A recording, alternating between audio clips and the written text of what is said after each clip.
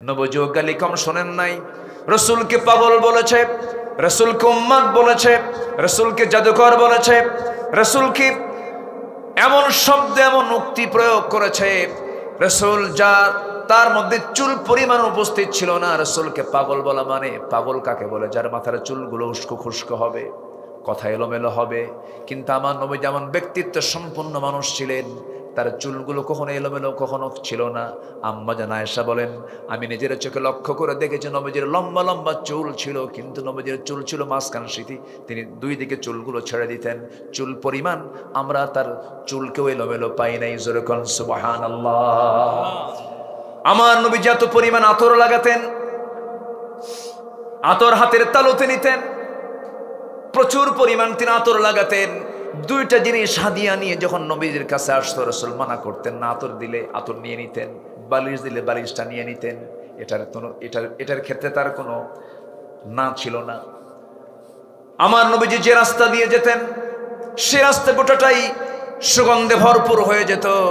নবীজি মাথায় এত পরিমাণ তেল দিতেন, তেলগুলো চিপ দিয়ে চুয়ে চুয়ে পড়তো। এমন ব্যক্তিত্ব সম্পন্ন মানুষকে তারা বলল পাগল। ইন্নাকা লামাজনুন। রাসূলকে পাগল বলা হলো একমাত্র কারণ তিনি দাওয়াত দিয়েছেন কার পথে? আসতে বলবেন না, কার পথে? তাহলে দাওয়াত দিতে গেলে কি গালি শুনতে হয় বলেন? পাগল। বিগত 16 বছর আমাদেরকে বলেছে জঙ্গি, আমাদেরকে বলেছে সন্ত্রাসী, নাশকতা সৃষ্টিকারী। এরকম করে বহু তোকমা আমাদের বিরুদ্ধে লাগানোর চেষ্টা করেছে, জনগণ তা গিলে নাই। যে রাজাকার শব্দটা তারা ব্যান করেছিল, সে রাজাকার শব্দটা ব্র্যান্ড করে দিয়েছেন কে? আসতে বলবেন না, তিনি কে? আল্লাহ। দাওয়াতি কাজ করতে গেলে ভয় নিয়ে করব না, সাহস নিয়ে করব। নাম্বার 2 হলো সাহসিকতা ছিল আমার নবীজির চরম একটা গুণ। তিনি কখনো ভয় পান না, ইস্পাত কঠিন সিদ্ধান্ত নিয়ে সামনে এগোতেন। আল্লাহ রাব্বুল আলামিন রাসূলকে অর্ডার করছেন, ফাসদা' বিমা তু'মারু ওয়া আ'রিদ আনিল মুশরিকিন। সূরা হিজর 94 94 নম্বর আয়াত। হে রাসূল, আপনি প্রকাশ্যে শোনায়া দেন, কাউকে পরোয়া করবেন না। আল্লাহু আকবার বলেন। কাউকে পরোয়া করবেন না এবং দোয়া করেন। যারা পারেন সঙ্গে আমার সঙ্গে ঠোঁট মিলিয়ে বলুন, রব্বানা আফরিগ আলাইনা সাবরাও ওয়া সাব্বিত আকদামানা ফানসুরনা আলাল কওমিল কাফিরিন। জোরে বলুন আল্লাহু আকবার। নাম্বার 3 হলো ধৈর্য ধারণ করা। ধৈর্যের পিরামিড ছিলেন তিনি। কি পরিমাণ ধৈর্য তার মধ্যে ছিল! আমার নবীজি সারাটা জীবন মক্কায় থাকলেন। নবুয়তের 13 বছর পার হলো, নবীর বিরুদ্ধে ফরমান জারি হলো, যেখানে পাও হত্যা করে ফেলো। আউযু বিল্লাহি মিনাশ শাইতানির রাজীম। বিসমিল্লাহির রাহমানির রাহিম।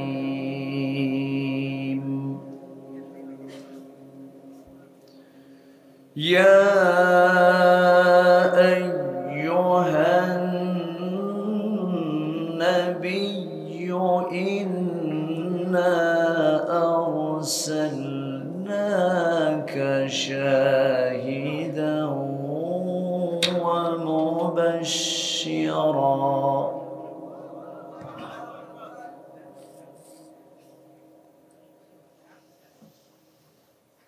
شاهدا ومبشرا ونذيرا وداعيا إلى الله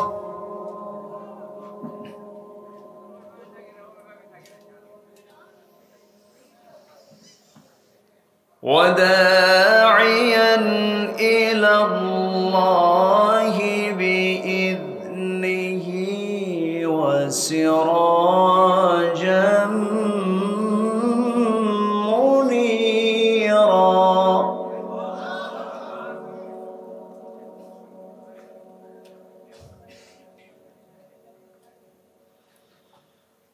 وبشر المؤمنين بأن لهم من الله فضلا كبيرا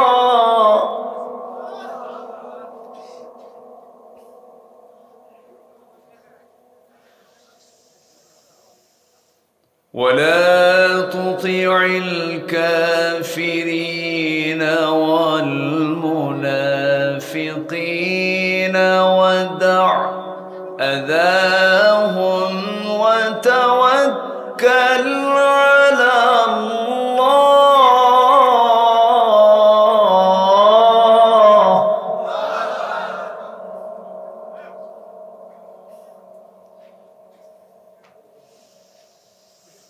وكفى بالله وكيلا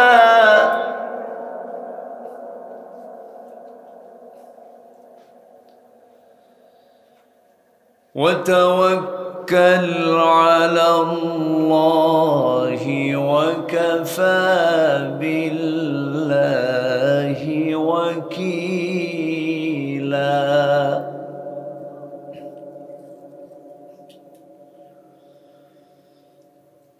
الله أكبر بسم الله الرحمن الرحيم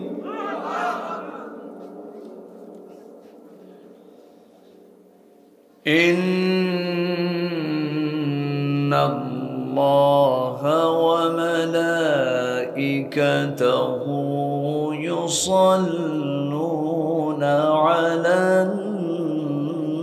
النبي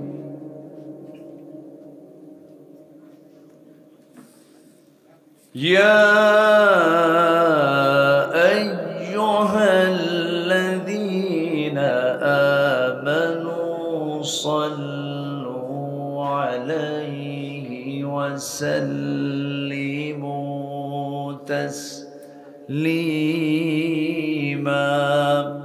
اللهم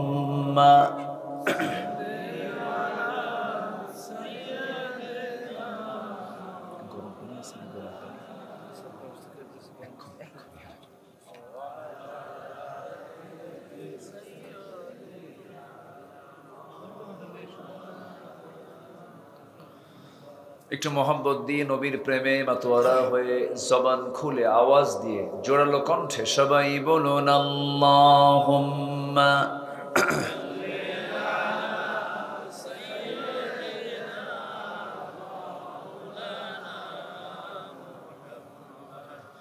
ওয়া আলা আলি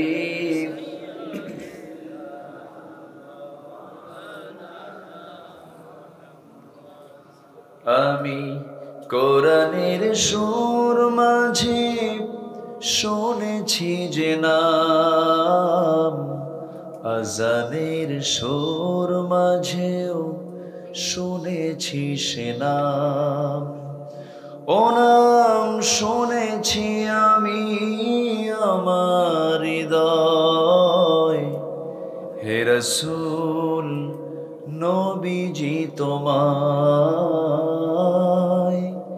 হে রাসূল নবীজি তোমায় আল্লাহুম্মা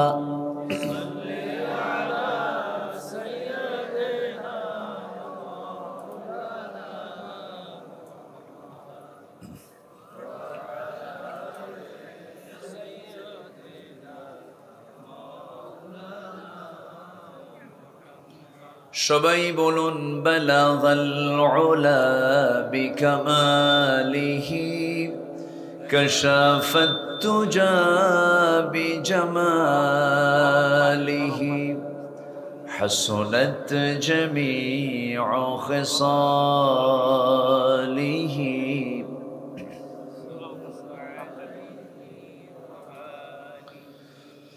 سورة يوسف بداري حكمة لقمان ما قارئ قرآن باري ये दिले सादे माने मा बलगल उला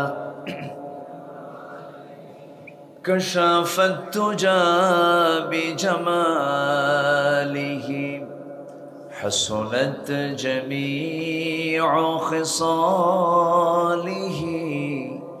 सल्लु।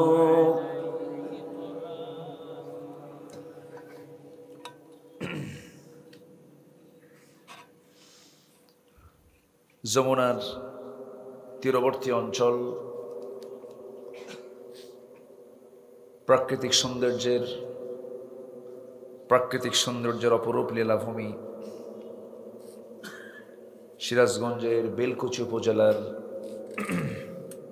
কোনাবাড়ি ফরকানিয়া হাফিজিয়া মাদ্রাসা মাহফিল ইন্তেজামিয়া কমিটি কর্তৃক আয়োজিত ৬৬তম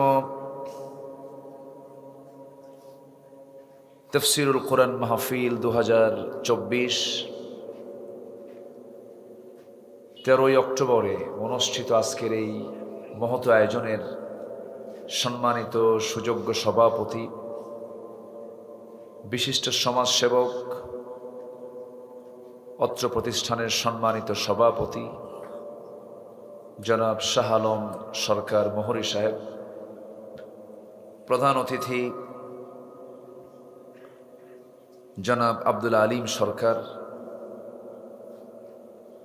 আজকের মাহফিলের বরেণ্য অতিথিবৃন্দ, বিশেষ করে মঞ্চ উপবিষ্ট আছেন ইসলামী আন্দোলনের অন্যতম সিপাহসালার, বেলকুচি উপজেলা পরিষদের সফল সাবেক চেয়ারম্যান মহোদয়, আমার শ্রদ্ধাভাজন মুহতারমে মুকাররমি অধ্যক্ষ আলী আলম সাহেব, মঞ্চে উপবিষ্ট আছেন অত্র বেলকুচি উপজেলা পরিষদের সাবেক ভাইস চেয়ারম্যান, ইসলামী আন্দোলনের অকুতভয় সৈনিক, আমার অত্যন্ত কাছের আমার প্রিয় সোহেল ভাই, আছেন আমাদের আরেকজন প্রিয় ভাই সাবেক চেয়ারম্যান মহোদয় জনাব শামীম ভাই সহ উপস্থিত হাজারাত উলামায়ে কেরাম, ফদলা ইজাম, বিশেষ করে আমার পূর্বে কথা বলেছেন মাওলানা সাইফুদ্দিন বিন মুআজ্জেম সাহেব সহ উপস্থিত আজকের মাহফিলের প্রধান আকর্ষণ, সামনে যারা বসে আছেন আমার প্রাণ প্রিয় সম্মানিত দ্বীনি ভাইরা, আড়ালে বসে আছেন শ্রদ্ধেয়া সম্মানিতা সর্বগুণে গুণান্বিতা মা বোনেরা। আলোচনার সূচনায় আনুষ্ঠানিকতার মধ্য দিয়ে আমার পক্ষ থেকে আবারও দিল খোলা সালাম, আসসালামু আলাইকুম ওয়া রাহমাতুল্লাহি তাআলা ওয়া বারাকাতুহু। সবাই কেমন আছেন?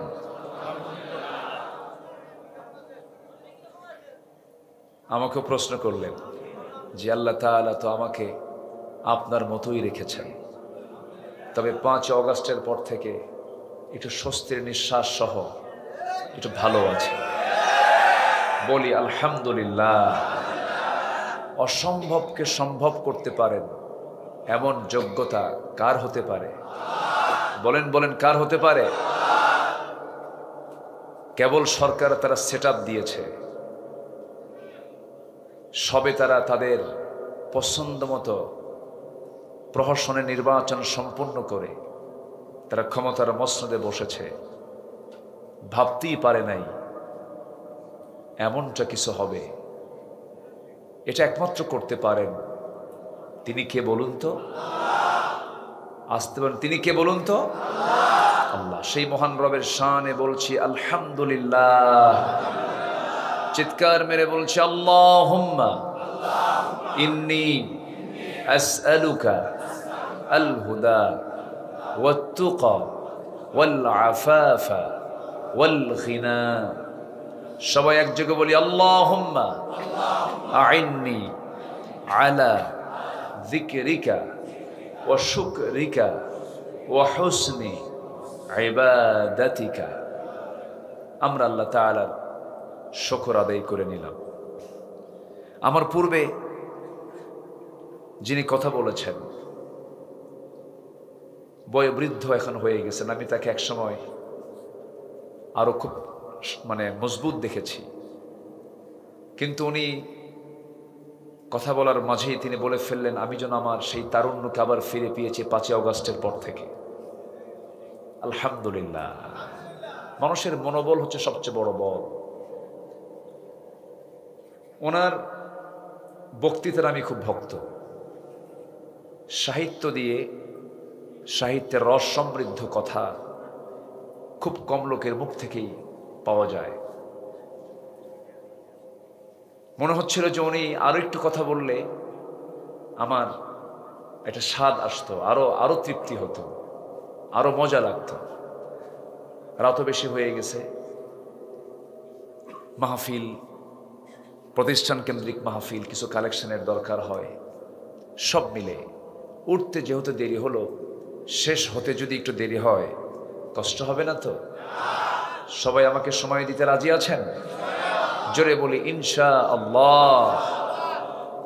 সম্মানিত উপস্থিতি, আমি আমার অভ্যাস অনুযায়ী আলোচনার সূচনায় কোরআনে কারীমের গুরুত্বপূর্ণ একটি সূরা, সূরাতুল আহজাব থেকে 45, 46, 47, 48 এই 4টি আয়াতে কারীমা আমি তেলাওয়াত করেছি। এই আয়াতগুলোকে সামনে রেখে সংক্ষিপ্তসারে, সংক্ষিপ্তভাবে কিছু কথা আমি বলতে চাচ্ছি। আল্লাহ পাক যেন আমাকে সেই কথাগুলো আমার মুখ থেকে বের করে দেন, যেই কথাগুলো এই মুহূর্তে মুসলিম উম্মার জন্য খুবই জরুরি। আল্লাহ কবুল করুন। জোরে বলি আল্লাহুম্মা আমিন। সম্মানিত হাজিরিন, সম্মানিত ভাই সব, আমরা যে কিতাবের আসরে বসেছি, যে গ্রন্থের আসরে আমরা বসে আছি, এর চাইতে মজবুত কোনো কিতাব, এর চাইতে শক্তিশালী কোনো কিতাব, পাওয়ারফুল কোনো কিতাব এই পৃথিবীতে দ্বিতীয়টা কি আছে? আসতে বলবেন না আছে? কেন পাওয়ারফুল বললাম? কোরআন শুধু গতানুগতিকভাবে শুধু ধর্মীয় গ্রন্থ নয়, এটি একটা আইনের কিতাব, আইন এবং প্রশাসনের এক চলন্ত বিশ্বকোষ। বলি আলহামদুলিল্লাহ। সম্মানিত উপস্থিতি, এই কিতাবটা এমন একটা কিতাব, আপনার প্রশ্ন জমা করে সব প্রশ্ন আপনি কোরআনকে করুন, আপনার প্রশ্ন ফুরিয়ে যাবে, কোরআন তার জবাব দেবে, তার কোনো ক্লান্তি আসবে না। জোরে বলি সুবহানাল্লাহ। আমার প্রশ্ন ফুরে যাবে, জবাব ফুরাবে না। কিয়ামত পর্যন্ত আল্লাহ তাআলা এই কিতাবকে আমার আপনার জন্য এমন ব্যালেন্স করেছেন, যার কোনো সংযোজন হবে না, সংকোচন হবে না, কোনো সংশোধনীরও প্রয়োজন হবে না। সেই লা শাক্কা ফীহ লা রাইবা ফীহ এমন একটি চ্যালেঞ্জপূর্ণ কিতাব থেকে আমি 4টা আয়াত আমি তেলাওয়াত করেছি, যা সম্পূর্ণ রাসূল কেন্দ্রিক, আমার নবী কেন্দ্রিক। এই আয়াতগুলো আল্লাহ পাক রাসূলকে উপহার দিয়েছেন এবং শুরু করেছেন ইয়া আইয়ুহান নবী দিয়ে। সম্মানিত ভাইয়েরা, এবং একবচন শব্দ প্রয়োগ করে শুধু রাসূল কি কথাগুলো বলা হচ্ছে। আসুন ধীরে ধীরে আয়াতের দিকে যাচ্ছি। এই পৃথিবীতে যত মানুষ এসেছে এবং আসবে, এর মধ্যে সবার সেরা, সর্বশ্রেষ্ঠ মানুষ তিনি আমার নবী মুহাম্মদুর রাসূলুল্লাহ। মুহাম্মদুর রাসূলুল্লাহ সেই নবী বেঁচেছেন খুবই অল্প সময়, 63 বছর 9 ঘন্টা দুনিয়া থেকে বিদায় নিয়েছেন। তার গোটা জীবনটা ছিল বিফল না মহা সফল? বলেন, বিফল না মহা সফল? এই সফলতার পেছনে মূল যে কারণ ছিল, মূল কারণটা কি বলুন তো? আসতে বলবেন না, মূল কারণটা কি? সেই কিতাব তো এখন আর ওই কিতাব নাই নাকি? ওই কিতাবই আছে, আমাদের সামনেই আছে। আমরা যেটা নিয়ে বসে আছি এই কিতাব সেই কিতাবই, যে কিতাব দিয়ে রসুল হয়েছেন মহা সফল। কিন্তু দুঃখজনক হলো সত্য, আমার দেশের কিছু মুসলিম, আমার দেশের কিছু হাজি, আমার দেশের কিছু নামাজি, আমার দেশের কিছু দানবীর, আমার দেশের কিছু ইসলাম দরদি ব্যক্তি, তারা কোরআনকে মানতে চান শুধু ধর্মীয় কিতাব হিসাবে, কিন্তু কোরআন যে রাষ্ট্র চালাতে পারে, কোরআন দিয়ে যে সংসদ ভবন চলতে পারে, কোরআন দিয়ে যে সচিবালয় চলতে পারে, এটা তারা মানতে চান না। আছে না নাই? আসতে বলবেন না, আছে না নাই? ঠিক তেমনই ভাবে আমার রসুলকে তারা ধর্মীয় নেতা হিসেবে মানতে চান, নবীজির সুন্নাত দাড়ি রাখতে চান, নবীজির সুন্নাহ মাথার টুপি রাখতে চান, লম্বা কাপড় পরতে রাজি আছেন। এরপরে দুপুর পরে কাইলুলাকে তারা মানেন, ফলো করেন, মিষ্টি খাওয়া সুন্নত মানেন, মেসোয়াক করা সুন্নত মানেন। কিন্তু রসুল যে সফল একজন রাষ্ট্রনেতা, তিনি যে রাষ্ট্রের প্রধান দায়িত্ব পালন করেছেন, আমার রসুল যে একজন বিচারপতি, তিনি যে একজন সফল বিচারক ছিলেন, রসুলকে রাষ্ট্রনায়ক হিসাবে মানতে চান না। এরকম কিছু মহল, এমন কিছু মুসলিম নামধারী কিছু মানুষ আমার দেশে আছে না নাই? আসতে বলবেন না, আছে না নাই? রসুলকে এক জায়গায় মানলাম, কোরআনকে এক জায়গায় মানলাম, আরেক জায়গায় মানলাম না। আমি আমার ভাষায় বলছি না, কোরআনের ভাষায় বলছি, তারাই হচ্ছে ভণ্ড, তারাই হচ্ছে প্রতারক। ঠিক কিনা? তারাই ভণ্ড। তাহলে এই শ্রেণীর লোক তো আমার দেশে মনে হয় নাই। আসতে বলবেন না, আছে না নাই? আচ্ছা, সম্মানিত ভাইয়েরা, মুখে দাড়ি, মাথার চুলটাও সাদা, দাড়িটাও সাদা, এত সুন্দর সুন্দর চেহারা দেখে মনে হয় জিব্রাইল আকাশ থেকে নেমেছে। সবাই জানেন, ভার্চুয়াল অনলাইনে সবাই দেখেছেন, এমন একজন সুন্দর চেহারার অধিকারী লজ্জায় মাথা নিচু হয়ে যায়, যিনি এদেশের একজন শীর্ষস্থানীয় ধনী, পালানোর জন্য চেষ্টা করলেন, পালাতে গিয়ে দাড়িটাও কেটে ফেললেন। জানেন কিনা? জানেন কিনা? এই সমস্ত ব্যক্তিরাই আমাদেরকে 16 বছর ধরে বলেছে আমরা নাকি ধর্মের ব্যবসা করি, আমাদেরকে ধর্ম ব্যবসায়ী বলেছে। ধর্মের নামে রাজনীতি, এটাকে তারা গালি হিসেবে প্রয়োগ করেছে। আমাদেরকে সন্ত্রাসী বলেছে, আমাদেরকে জঙ্গি বলেছে। ধর্মের ব্যবসায়ী আমরা নই, ধর্মের ব্যবসায়ী তারাই চ্যাম্পিয়ন, যারা সুবিধা অনুযায়ী দাড়ি রাখে, আবার সুবিধা বুঝে দাড়ি কাটে। ঠিক কিনা? দাড়ি কাটে, দাড়ি কেটেও তো রেহাই হলো না। দুই বন্ধু একসঙ্গে এমন নৌকায় চড়ছে, সেই নৌকার ভিড়ে না, কুলে আর ভিড়তেছে না, ধরে ফেলেছে কোস্টগার্ড। বলা হলো চলেন, আইনমন্ত্রী তাকে ধরে ফেলেছে। আইনমন্ত্রী আর একা যেতে রাজি নন। আইনমন্ত্রী বলছে আমার একা নিয়ে যাও কেন? ওই যে দরবেশ বসে আছে। কে বসে আছে? দরবেশ। কিন্তু মুখে কি নাই? কিসের জন্য? বাঁচার জন্য, সুন্নত আদায় করার জন্য নয়। আবার ওইদিকে সিলেটে গিয়ে একজন নিজের সেফটির জন্য, নিরাপত্তার জন্য দাড়ি কাটাওয়ালা মানুষটা আবার দাড়ি রাখছে। জানেন না? আপনারা জানেন না? সিলেটবাসীকে ধন্যবাদ, বিসি আউট করছে, জানেন তো আপনারা কম বেশি। বদমাইশটা বলেছে আমি নিজে সাইদের রায় দিয়েছি, বলে নাই? বলেছে।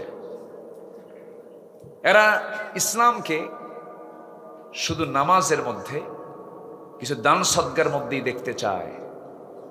ওরা রাষ্ট্র ইসলামকে দেখতে চায় না, ওরা ইমানদার নয়। আসতে বলবে না, জোরে বলুন ঠিক কিনা? ওরা ইমানদার।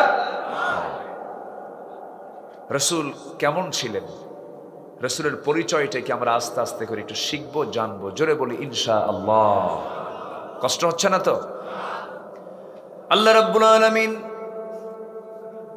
রসুলের পরিচয় দিতে নিয়ে সুন্দর করে, সুন্দর সম্বোধন শব্দ প্রয়োগ করে বলছেন, ইয়া আইয়ুহান নাবিয়্যু ইন্না আরসালনাকা শাহিদাও ওয়া মুবাশশিরাও ওয়া নাযীরাও ওয়া দাঈয়ান ইলাল্লাহি বিইذনিহি ওয়া সিরাজাম মুনীরা وبشر المؤمنين بأن لهم من الله فضلا كبيرا ولا تطع الكافرين والمنافقين ودع أذاهم وتوكل على الله وكفى بالله وكيلا জোরে বলুন আল্লাহু আকবার, আরো জোরে বলুন আল্লাহু আকবার। আমার বন্ধুগণ, আল্লাহ তাআলা তার নবীকে এত সম্মান দিয়েছেন, আমার রাসূলকে এত মর্যাদা দিয়েছেন যে কোরআন যে ব্যক্তির উপরে নাজিল হলো সেই মহান ব্যক্তিকে আল্লাহ তাআলা নিজে কখনো নাম ধরে ডাক দেন নাই, সম্বোধন সূচক শব্দ প্রয়োগ করেছেন। সরাসরি নাম ধরে ডাকলেও এতে আল্লাহর কোনো আসে যায় না। যেমন করে ডাক দিয়েছেন, ইয়া আদামুসকুন আনতা ওয়া যাওজুকাল জান্নাহ ওয়া মা তিলকা বিয়ামিনিকা ইয়া মূসা ইয়া ইয়াহইয়া খুযিল কিতাবা বিকুওয়া। আল্লাহ রাব্বুল আলামিন আরো নবীকে নাম ধরেই ডাক দিয়েছেন, কিন্তু আমার নবীর নামটা নিলেও সম্মান সূচক গুণবাচক শব্দ সাথে সাথে লাগায়া দিয়েছেন, মুহাম্মাদুর রাসূলুল্লাহ ওয়াল্লাযীনা মাআহু আশিদ্দাউ আলাল কুফফারি রুহামাউ বাইনাহুম। আরেক জায়গায় বলছেন, ইয়া আইয়ুহার রাসূল বাল্লিগ মা উনজিলা ইলাইক। আরেক জায়গায় বলছেন, ইয়া আইয়ুহাল মুসাম্মিলু কুমিল লাইলা ইল্লা কালিলা। আরেক জায়গায় বলছেন, ইয়া আইয়ুহাল মুদ্দাসসির কুম ফাআনযির ওয়া রাব্বাকা ফাকাব্বির ওয়া সিয়াবাকা ফাতাহহির ওয়ার রুজজা ফাহজুর। জোরে বলুন আল্লাহু আকবার। আমার আল্লাহ তাআলা আমার নবীকে কি সম্মানটাই দিয়েছেন, গোটা কোরআন কোথাও খুঁজে পাবেন না ইয়া মুহাম্মদ বলে একটা বার ডাক দিয়েছেন। সেই নবীর সম্মানটা কত, মর্যাদাটা কত, সেই নবীর মর্যাদা আল্লাহ রাব্বুল আলামিন এত দিয়ে দিয়েছেন। কিন্তু বিগত 16 বছর ধরে এমন কোনো টাইম নাই এ দেশের নাস্তিকের বাচ্চাগুলো রাসূলকে গালি দেয় নাই, ঠিক কি না? গালি দিয়েছে না? গালি দিয়েছে, তাদের প্রমোশন হয়েছে। যে সমস্ত নাস্তিকরা আল্লাহর বিরুদ্ধে, নবীর বিরুদ্ধে কথা বলেছে, ওদেরকে প্রমোশন দেওয়া হয়েছে। বিগত 16 বছর ক্ষমতার মসনদে যারা ছিল তারা চেয়েছিল এই জমিন থেকে ইসলামকে নিশ্চিহ্ন করা যায় কেমনে। ইসলামী আন্দোলনের প্রথম সারির নেতৃবৃন্দকে তারা অন্যায়ভাবে গ্রেফতার করে, অমানবিকভাবে জেলে পুরে, জুলুম করে নির্যাতন করে, বিভিন্নভাবে ফাঁসিতে ঝুলিয়ে, বিষ প্রয়োগ করে হসপিটালে নিয়ে শহীদ করে দেওয়া হয়েছে। সম্মানিত বন্ধুগণ, ওরা ভেবেছিল মনে হয় এরকম আচরণ করলে ইসলাম নিভে যাবে। ইসলাম কারো বাবার না, ইসলাম কার? আসতে বলবেন না, ইসলামটা কার? আল্লাহর ইসলাম। ইন্নাদ-দীনা ইনদাল্লাহিল ইসলাম। ইসলাম কারো বাবার নয়। আমার দেশে তো বাবার রাজনীতি করে অনেকে। কারো বাবার দেশ, কারো স্বামীর দেশ। কেউ স্বামী নিয়ে ব্যস্ত, কেউ বাবা নিয়ে ব্যস্ত। কারো স্বামীর দেশ, কারো বাবার দেশ, মাঝখান দিয়ে আমরা শেষ। আমরা কারো বাবার রাজনীতি বিশ্বাস করি না, আমরা কোন স্বামীর রাজনীতি বিশ্বাস করি না। আমরা বিশ্বাস করি কোরআন দিয়ে আমরা রাজনীতি করতে চাই, ঠিক কিনা? ইসলামের রাজনীতি আছে না নাই? আসতে বলবেন না, আছে না নাই? আমি মনে করি প্রযুক্তির কল্যাণে অনলাইন আমার আলোচনা চলে যাবে। এই দেশের সমস্ত ইমাম খতিবদেরকে এই বিষয়ে আমি একটু নির্দেশনা দিতে চাচ্ছি। আমার এই নগণ্য এলেম কালাম তেমন নেই, যতটুকু বুঝতে পেরেছি আমি 4.5 লক্ষ মসজিদকে এখন বড় কার্যালয় মনে করতে হবে।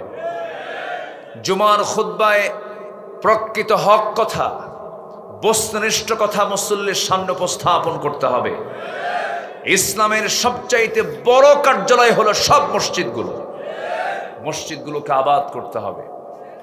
হক কথা বলার জন্য চুল পরিমাণ পিছপা হওয়া যাবে না, নচেত মুনাফিকের কাতারে যেতে হবে। সম্মানিত ভাইরা, মসজিদ কমিটিও তারা দখল করেছিল। ওরা যায় নাই কোথায়? ওরা দালালি করে নাই কোথায়? ওরা ফকিরের কাছ থেকেও সাদাবাজি করত। কি করে নাই তারা?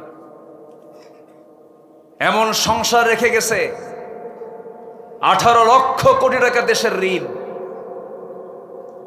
সেই ঋণের জর্জরিত সেই সংসার থেকে ওরাই নিজেরা আবার 11 লক্ষ কোটি টাকা দেশ থেকে পাচার করেছে। দেশপ্রেম ওদের মুখে মানায় না। ওরাই হচ্ছে দেশের সবচাইতে বড় শত্রু, বড় শত্রু, বড় শত্রু। সম্মানিত ভাইয়েরা, সম্মানিত বন্ধুগণ, উঠতে একটু দেরি হয়ে গেছে, আমি বুঝতেছি আপনাদের কষ্ট হচ্ছে। অসুবিধা নাই তো? আমাকে সময় দিচ্ছেন তো? খুব বেশি সময় আমি নেব না, অল্প সময়ের মধ্যে আমি শেষ করার চেষ্টা করছি। জোরে বলি ইনশাআল্লাহ। সম্মানিত ভাইয়েরা, সম্মানিত বন্ধুগণ, এই দেশের কোনো কিছুর অভাব নেই। এই দেশে এমন কিছু নাই যা বাদ পড়েছে। প্রাকৃতিক খনিজ সম্পদে, প্রাকৃতিক সম্পদে ভরপুর হচ্ছে আমার দেশ। বলি আলহামদুলিল্লাহ। আমি গত বছর কাতার গিয়েছিলাম। সেখানে একটা গাছ, একটা সবুজ গাছ, সবুজ দেখার জন্য একটা গাছের পেছনে লক্ষ লক্ষ কোটি কোটি টাকা তারা খরচ করে। একটা গাছ তারা তাজা রাখতে পারে না, গাছ নাই। মিডল ইস্টের যে দেশগুলোকে আমরা দেখি ধনকূপ বলি, আমরা ধনী রাষ্ট্র বলি, আল্লাহ তাদেরকে একটু ঢেলে দিয়েছেন, তেল দিয়েছেন। তেল ছাড়া প্রাকৃতিক সম্পদ আমার দেশে যা আছে পৃথিবীর অনেক দেশেই তা নাই। বলি আলহামদুলিল্লাহ। যেন নববধূর মতো সাজানো এক সুন্দর একটি প্রাকৃতিক নৈসর্গিক সৌন্দর্যের এক বিশাল সৌন্দর্যের এক অপরূপ লীলাভূমি হচ্ছে আমার দেশ, সোনার বাংলাদেশ। বলি আলহামদুলিল্লাহ। বান্দরবান গেলে মনে হয় শুধু পাহাড় আর পাহাড়। আবার দেশের উত্তরাঞ্চলে যখন চলে যাবেন তখন মনে হয় দেশে কোনো পাহাড়ই নাই। আবার যখন সামুদ্রিক এরিয়াতে যাবেন শুধু সমুদ্র আর সমুদ্র। আবার বরিশালের দিকে যখন যাবেন শুধু ধান, নদী, খাল, এই তিনে বরিশাল। টেকনাফ থেকে তেতুলিয়া, রূপসা থেকে পাথরিয়া, সুন্দরবন থেকে বান্দরবন, প্রতিটি জায়গা, প্রতিটি ইঞ্চি ইঞ্চি মাটিতে আল্লাহ তাআলা রহমত আর বরকত দিয়ে ভরপুর করে রেখে দিয়েছে। সব ছিল, সবই আছে। শুধুমাত্র একটা জিনিস নাই, আমার কাছে খুবই ক্রাইসিস মনে হয়, সেটা হলো সঠিক নেতৃত্বের দারুণ সংকট আমার দেশে। আসতে কোন কেন? জোরে বলুন ঠিক কিনা? দেশের স্বাধীনতার আজ 53-54 বছর চলে, অনেকেই ক্ষমতায় গিয়েছেন, ক্ষমতার স্বাদ তারা নিয়েছেন, যত বৈদেশিক সাহায্য এসেছে পর্যন্ত তার 75% টাকা সব নেতাদের পকেটে চলে গেছে। জনগণ মাহরুম হয়েছে, জনগণ পায়নি। কিন্তু এই দেশে এমন কিছু দলও আছে যারা এই দেশে তাদের বাবার, তাদের স্বামীর কোনো আদর্শকে তারা প্রতিষ্ঠা করতে চায় না। তারা চায় আমার নবীজির আদর্শ প্রতিষ্ঠা করতে, তারা চায় আল্লাহর আইন প্রতিষ্ঠা করতে। এমন একটা মহল, এমন একটা টিম, এমন একটা গোষ্ঠী আমার দেশে আছে না নাই? আসতে বলবেন না, আছে না নাই? আমি লক্ষ্য করছি 2-1 করে লোক উঠতেছেন। আমি কি শেষ করে দেব? ওঠেন কেন? মাহফিল এটা ট্র্যাডিশনালি অন্য জনসভার মতো জনসভা নয়, এটি একটি ইবাদতের জায়গা। বলি আলহামদুলিল্লাহ। এটি কিসের জায়গা বলেন তো? ইবাদতের জায়গা। আপনি যদি বিনা কারণে উঠে যান আর ফেরেশতা যদি এটাকে মার্কিং করে এবং শৃঙ্খলা ভঙ্গের আওতায় যদি নিয়ে আসে, আর যদি মামলা হয়, জামিন হবে না কিন্তু। আসতে ঠিক কোন কেন? আরো জোরে বলেন। তাহলে মামলা খাবেন? তাহলে একটু বসেন। কোরআন তো, কোরআন নিয়ে আমরা বসেছি, বলি আলহামদুলিল্লাহ। সম্মানিত ভাইয়েরা, এখন প্রশ্ন হলো, এই দেশে আবার ইসলামী দল একটা দুইটা না, মোটামুটি 51টা। কয়টা বলেন তো? 51টা। অনেক দল, এক ব্যক্তি এক দল, এরকমও আছে। আছে না নাই? সাইনবোর্ড আছে, ব্যানার আছে, কিন্তু লোক নাই। এরকম দলও আছে না নাই? আছে। এর মধ্যে কোন দলটা উত্তম, কোন ইসলামী দলটা উত্তম, এমন প্রশ্ন সবার ভিতরে কিন্তু উকি মারে, মাঝে মাঝে উকি মারতেই পারে। আমি এটার জবাব একটু দিয়ে দিচ্ছি। কোন এক মনীষী বলেছেন, বাতিল শক্তির বন্দুকের নল যে ইসলামী দলের দিকে তাক করানো থাকে, সেটাই হচ্ছে প্রকৃত হক ইসলামী দল। কথা ক্লিয়ার? আসতে কয় কথা ক্লিয়ার? বুঝতে কি আর বাকি আছে? কোন অসুবিধা আছে? বিগত 16 বছর অনেক টুপিওয়ালা, দাড়িওয়ালা, বুখারীর উস্তাজ, অনেক বড় বড় মাদ্রাসার মুহতামিম, অনেক বড় বড় ইসলামী দলের নেতা, বিগত 16 বছর তারা সরকারের সর্বোচ্চ সুযোগ সুবিধা গ্রহণ করেছেন এবং গণজাগরণ মঞ্চে গিয়ে এমন একটা আলেম বলেছেন যে আমি আমার জীবনের শ্রেষ্ঠ কাজ করতে পেরেছি আজকের গণজাগরণ মঞ্চে আসতে পেরে। সম্মানিত বন্ধুগণ, ওয়াল কাযিমিনাল গায়জ ওয়াল আফিনা আনিন নাস, আমরা ক্রোধকে সংবরণ করা বুঝি। তওবা করুন, নচেত জাতি আপনাদেরকে ক্ষমা করবে না। ঠিক কি না?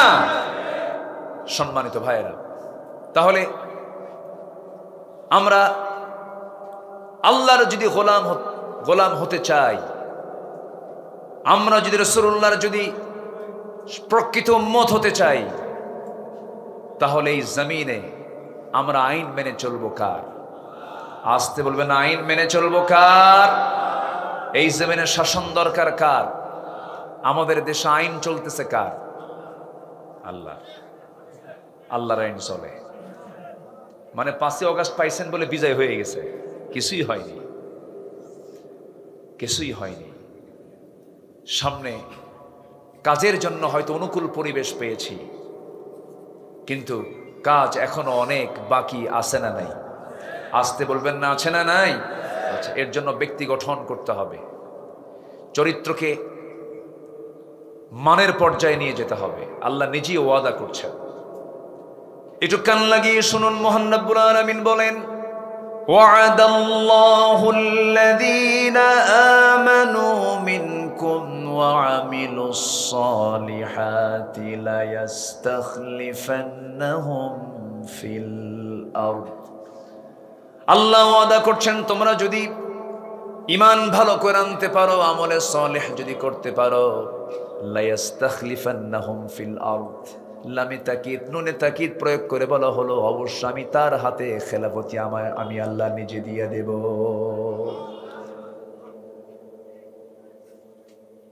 আমার বন্ধুগণ, ওই বিষয়টা যখন আমার মাথায় আসে দুঃখে বুকটা ফেটে যায়। 18 কোটি মানুষ আমার দেশে, একটা প্রশ্ন করব, আমার দেশে নামাজি বেশি না মুসলমান বেশি? প্রশ্ন কিন্তু খুব ক্রিটিক্যাল। এই যে আঙ্কেল মুরব্বী বললে তো বিপদ, এখন তো যে কোনো কথা এবার ভাইরাল হয়ে যায়। জি, একটু বসেন, একটু বসুন। আমার দেশে নামাজি বেশি না মুসলমান বেশি? হ্যাঁ বলেন তো, কি হওয়া দরকার? কি হওয়া দরকার? দুটোই হওয়া দরকার, নামাজি মুসলমান হওয়া দরকার। কিন্তু এখন প্রশ্ন করছি হলো, আমার দেশে নামাজি নাই কিন্তু কি আছে? মুসলমান আছে, বিড়ি খায় আর চার আড্ডা দেয়। আমি যে মুসলিম, আমি যে দায়িত্বশীল, আমার যে দায়িত্ব আছে, আমার যে কর্ম আছে, আল্লাহ পাক আমাকে যে দায়িত্ব দিয়েছেন, এই বোধ শক্তিটুকুও নাই। মাত্র 5% মুসলমান আমার দেশে নামাজ পড়ে। একটা আদর্শ গ্রামের বৈশিষ্ট্য কি? সেই গ্রামের মসজিদ জোহর আসর মাগরিবে যত মুসল্লি হবে, তার চাইতে বেশি মুসল্লি হবে হলো ফজর এবং এশার নামাজে। সেই গ্রামকে আমরা গড়তে পেরেছি? আসতে বলে গড়তে পেরেছি? ফজরের সময় মোটে 3 জন মুসল্লি, একটি ইমাম, আরেকজন মুয়াজ্জিন, আরেকজন খাদেম। চাকরি না থাকলে ওটাও থাকতো না। কিন্তু মসজিদ এখন কাঁচা না পাকা? মসজিদ এখন কাঁচা না পাকা? পাকা মসজিদ, ইমানটা কাঁচা। আর আমার রাসূলের মসজিদ ছিল কি? কাঁচা, ইমানটা ছিল পাকা। আমার রাসূলের মসজিদে কোনো মাইক ছিল, কিন্তু বেলাল আযান দিয়েছেন আর শাজিম ছুঁয়ে গেছে। জোরে কেন আল্লাহু আকবার। আমার বন্ধুগণ, এই জন্য সমস্ত চরিত্রকে বাদ দিতে হবে, সব আদর্শকে বাদ দিতে হবে। ন্যাশনালিজম, ক্যাপিটালিজম, সোশিয়ালিজম, কমিউনিজম, জাতীয়তাবাদ, ধর্মনিরপেক্ষ মতবাদ, পুঁজিবাদ, 70 থেকে 80টি মানবরচিত মতবাদ আছে। সব মতবাদের মুখে থুতু মেরে ওটাকে প্রত্যাখ্যান করে একটি আদর্শ লালন করতে হবে, একটি বিধানকে মানতে হবে, এক আদর্শের দিকে আসতে হবে। সূরা আহজাবের 21 নম্বর আয়াত আল্লাহ রাব্বুল আলামিন বলেন, লাকাদ কানা লাকুম ফি রাসূলিল্লাহি উসওয়াতুন হাসানাহ লিমান কানা ইয়ারজুল্লাহা ওয়াল ইয়াওমাল আখির ওয়া যাকারাল্লাহা কাসীরা। জোরে বলুন আল্লাহু আকবার। তোমাদের জন্য উত্তম আদর্শের বাস্তব নমুনা অন্য কেউ নন, শুধুমাত্র আমি তোমাদের জন্য একজনকে বাছাই করে দিয়েছি, তিনি হচ্ছেন মুহাম্মদ সাল্লাল্লাহু আলাইহি ওয়াসাল্লাম। আমার নবীজি, তার জীবনটা যে আল্লাহ তা সুন্দর করে সাজিয়ে দিয়েছেন আমার আপনার জন্য। তার জীবন থেকে আমাদের মোটামুটি অনুকরণীয় 15টা আদর্শ যদি আমরা লালন করতে পারি, ফলো করতে পারি, তার জান্নাতে যেতে কোনো বেগ পেতে হবে না। কোরআনকে সামনে রেখে আমি 15টা পয়েন্টের উপর একটা একটা করে বলবো। আমাকে সময় দিচ্ছেন তো নাকি? কিন্তু কিছু কিছু লোক কিন্তু চলেই যাচ্ছেন আমারে থুইয়া। হ্যাঁ, কি দোয়া করে দেব? যে উঠতেছে আসেন তো, যে উঠতে নেবে তারে ধরবেন জোর করে।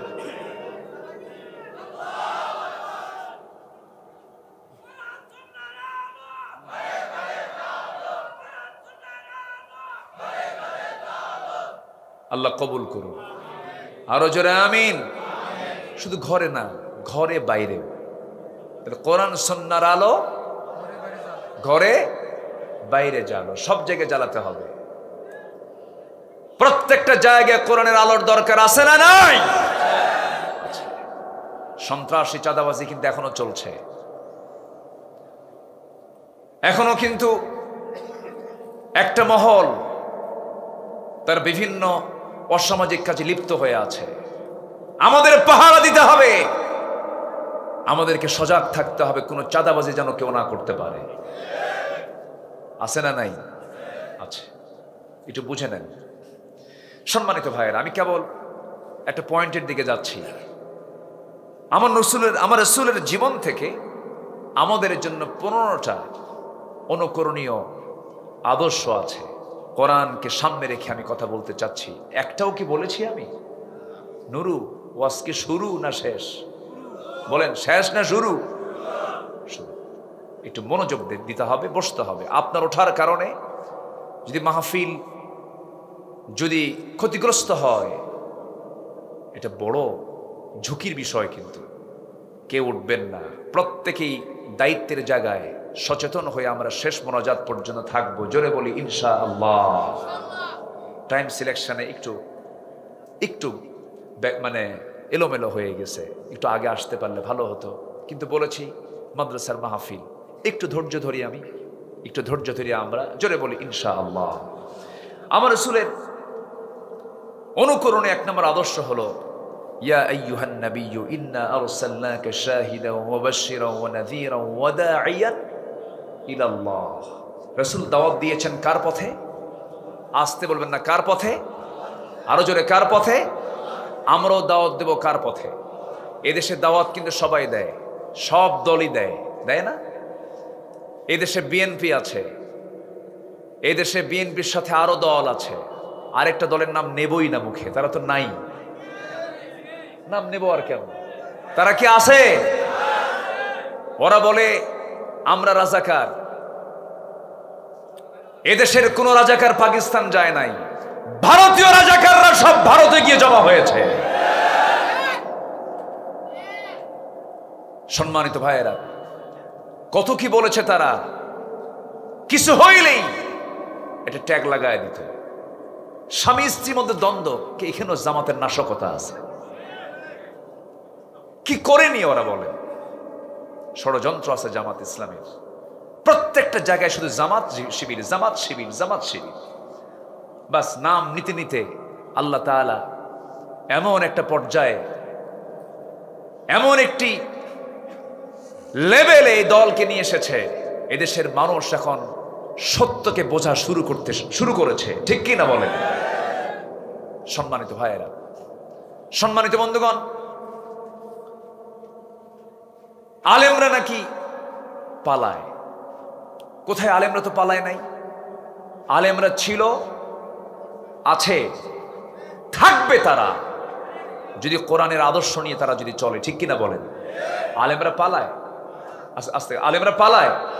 2009 সাল আমার জীবনের প্রথম হজের সফর। সেই বছরে আল্লামা সাইদ রাহিমাহুল্লাহর জীবনের শেষ হজের সফর। উনি রয়্যাল গেস্ট হয়ে হজে গেলেন। ওনার বড় ছেলে, মেজ ছেলে শামীম বিন সাইদি হাফিজাহুল্লাহ, একসঙ্গে আমরা মিনায় ছিলাম। তো সেই সময় আল্লামা সাইদিকে বলা হলো, মুহতারাম, দেশে ট্রাইব্যুনাল গঠন হচ্ছে, মামলা প্রস্তুত হচ্ছে, মনে হয় আপনার এই দেশে থেকে যাওয়াই ভালো হবে, আপনার না যাওয়াটাই মনে হয় উত্তম মনে হচ্ছে। উনি একখান মুস্কি হাসি মেরে বললেন, আমার দেশ, আমার জনগণ, আমার দলের কর্মী মানবতর জীবন যাপন করবে, জেল খাটবে, আর আমি বিদেশে আরামে বসে থাকবো? এই কথা বলি মুস্কি একখান হাসি মেরে, না, সাইদির চরিত্র এমন হওয়া উচিত নয়, আমি দেশের মাটিতেই চলে যাব। উনি এসেছেন, জেলে ঢুকেছেন, তার শেষ বক্তব্য ছিল কান্না না হাসি। তিনি কথা বলেননি, কিন্তু তার শেষ ভাষা ছিল কি? বলেন, শেষ ভাষা ছিল কি? তিনি কি অসন্তুষ্ট ছিলেন জেলখানায় থেকে? না। চোর অসন্তুষ্ট হয়, ডাকাত অসন্তুষ্ট হয়, সন্ত্রাস অসন্তুষ্ট হয়। আল্লাহর যারা পছন্দের গোলাম, জেলখানা তাদের প্রিয় জায়গা। আল্লাহু আকবার বলেন। সম্মানিত ভাইয়েরা, সর্বশেষ 14 অগাস্টে 13 অগাস্ট কাশিমপুর জেলখানা থেকে তাকে ধরে এনেই বলবো, চিকিৎসার নাম করে তাকে হসপিটালে রেখে না তার নিজ পরিবার পরিজনের সঙ্গে সাক্ষাতের কোনো সুযোগ না দিয়ে সম্পূর্ণ ষড়যন্ত্র করে একটা সুস্থ মানুষকে, নিরোগ মানুষকে পয়জনিং করে হত্যা করা হয়েছে। ঠিক কিনা? হত্যা করা হয়েছে। তাফসীর মাহফিলের এই প্ল্যাটফর্ম থেকে আমি সুস্পষ্ট ভাষায় জানিয়ে দিতে চাই, যেই মেডিকেল টিম তার চিকিৎসার দায়িত্ব গ্রহণ করেছিল, অবিলম্বে তাদেরকে গ্রেফতার করে চূড়ান্ত শাস্তি দেওয়া হোক। এই মতের পক্ষে রাজি আছেন কারা কারা? হাত উঁচু করে দেখান মুসলমান।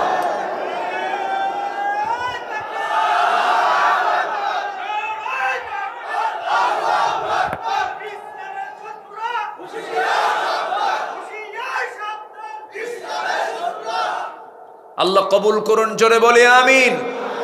আরো জোরে বলি আমিন। কোন জুলুমকে আমরা সহ্য করতে পারবো না, জুলুম সহ্য করা যাবে না।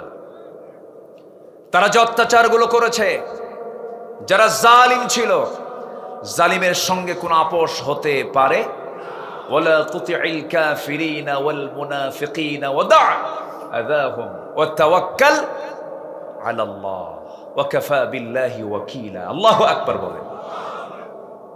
আমরা কাফেরের আনুগত্য করব না, মুনাফিকের আনুগত্য করব না। আমাদের বন্ধু কাফের নয়, আমাদের বন্ধু রাশিয়া নয়, আমেরিকা নয়, আমাদের বন্ধু ভারত নয়, আমাদের বন্ধু কে? তাদেরকে যারা বন্ধু বানিয়েছে, মামুর বাড়ি দিল্লি গিয়ে পড়ছে। ঠিক কিনা বলো? আল্লামা সাইদি যে আল্লাহওয়ালা ছিলেন, আমার কাছে মনে হয় এটা 100%। আপনার কাছে কি মনে হয় তা আমি জানি না। উনি আজ থেকে 20-25 বছর আগে বলেছিলেন, দেশে এমন একটি সময় আসবে যে সময় পালানোর জন্য একটি ইঁদুরের গর্ত তারা খুঁজে পাবে না। কলার পাতায়। কোথায় শুয়েছিল? কলার পাতায়।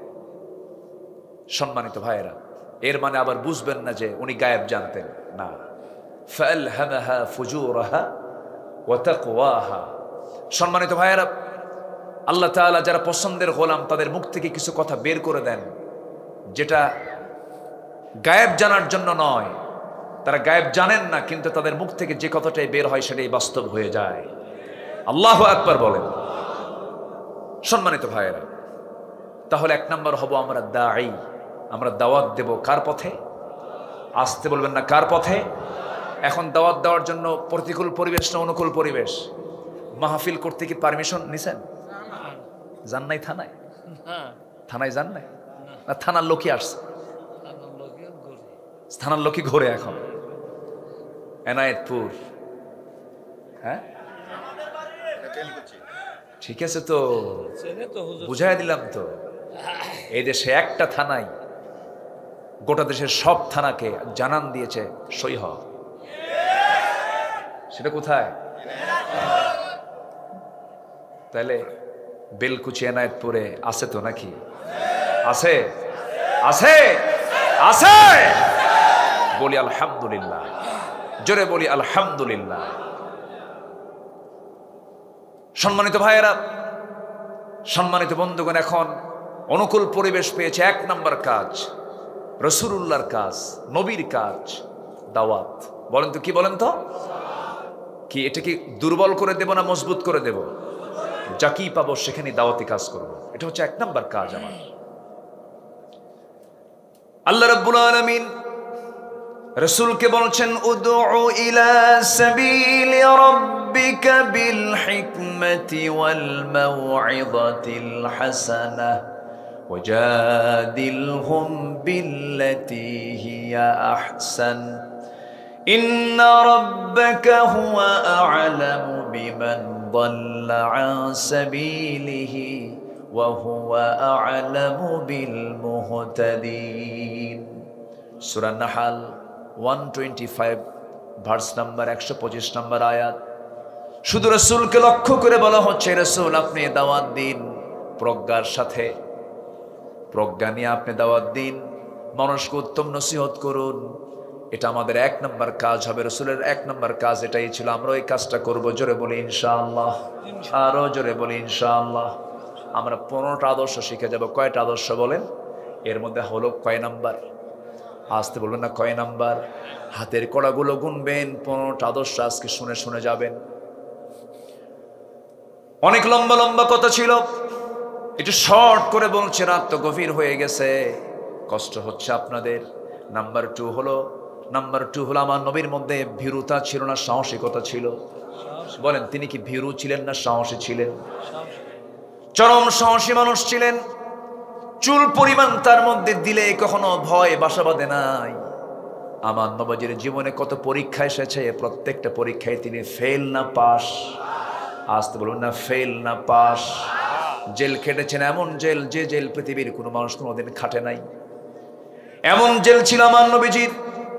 সিরাজগঞ্জের কারাগারে যান, গাজীপুর কারাগারে যান, ফ্যান পাবেন, লাইট পাবেন, বিড়িও পাবেন।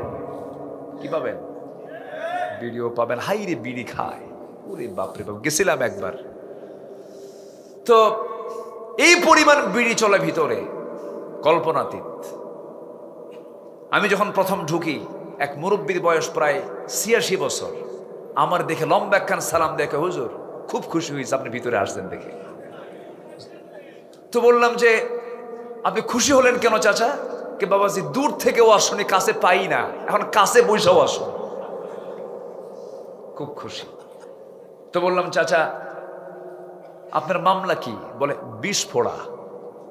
বিস্ফোরকও বলতে পারে না, কি কয়? বিস্ফোড়া। বললাম যে চাচা আপনি কি জানেন এটা কি মামলা? কে বাবা, এটা খায় না কি করে, মানে বোঝেও না যে বিস্ফোরক মামলাটা কি।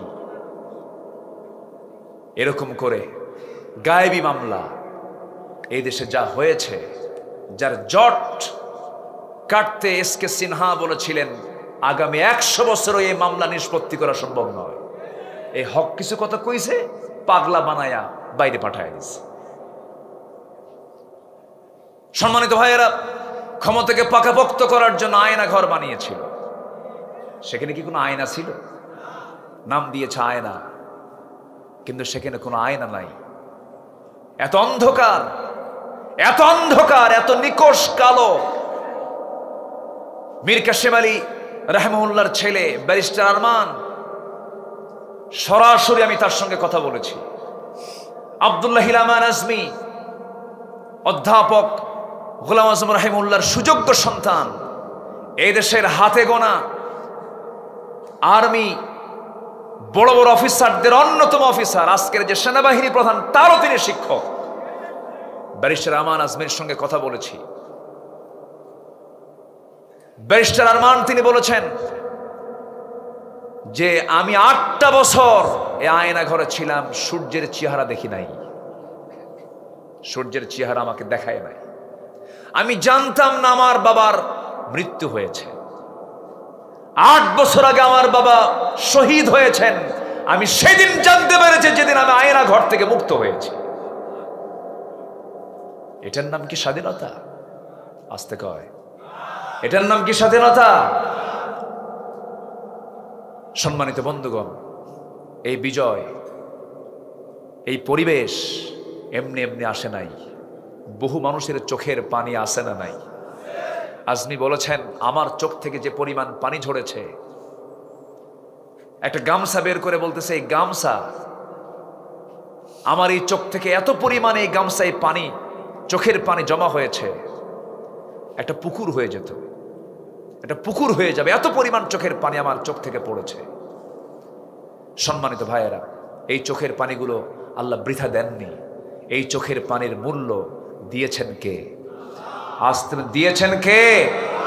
আমাদের কাজে লাগাতে হবে সময়গুলো। 1 নাম্বার কি কাজ করে বলেন তো? বলেন 1 নাম্বার কি বলেন? দাওয়াত, দাওয়াতি কাজ করে। আমার বন্ধুগণ, নবীজির জেলখানা আরো ভয়ঙ্কর ছিল। আমরা জেল খেটেছি, সেখানে খাবার ছিল, সেখানে লাইট ছিল, সেখানে নামাজের ব্যবস্থাও ছিল, সেখানে ছাদ ছিল। কিন্তু আমার নবীজির এমন একটা জেল ছিল কোনো ছাদ নাই, আমার নবীজির জেলখানা তো ভয়ঙ্কর ছিল, কোনো খাবার নাই, খোলা আকাশের নিচে বয়কট করে রেখেছে। শিব আবু তালিবে দীর্ঘ 3.5 বছর সময় তাদের কেটেছিল। আমার নবীজির সাহাবীরা খাবার না পায়া পায়খানাগুলো এত কোষ্ঠকাঠিন্য হয়ে এত শক্ত হয়ে গেছে যে পায়খানাগুলো ছাগলের পায়খানার মতো কটকটে হয়ে গেছে। খাবার না পেয়ে বাবলা গাছের কাঁটা যুক্ত ছাল টেনে যখন মুখে নিয়েছেন, কাঁটার সঙ্গে ঠোঁট বেজে গিয়ে ঠোঁট থেকে রক্ত ঝরা শুরু হয়ে গেছে, খাওয়ার হয় নাই।